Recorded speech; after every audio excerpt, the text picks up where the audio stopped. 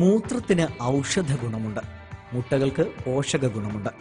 അപ്പോൾ മൂത്രത്തിൽ മുട്ട പുഴുങ്ങിയാൽ ഔഷധ ഗുണം കൂടുമെന്നാണ് ചൈനക്കാർ പറയുന്നത്.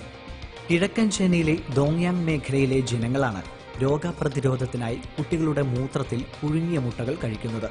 ഇത് പുതിയ പരിപാടിയൊന്നുമല്ല, നൂറുകണക്കിന് വർഷം മുൻപേ തുടങ്ങിയതാണ് ഇത്. സ്കൂളുകളിൽ നിന്നാണ് ഇവർ മൂത്രം ശേഖരിക്കുക.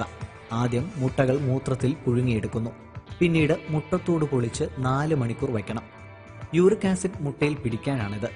ആരുടെയെങ്കിലും മൂത്രത്തിൽ മുട്ട പുഴുങ്ങരുത്. 10 വയസ്സിന് താഴെയുള്ള ആൺകുട്ടികളുടെ മൂത്രം തന്നെ വേണം ഇതിനുപയോഗിക്കാൻ. ഈ മുട്ടകൾ ആരോഗ്യത്തിന് നല്ലതാണെന്ന് മാത്രമല്ല, രുചിയേറിയതുമാണെന്ന് ചൈനക്കാർ പറയുന്നു.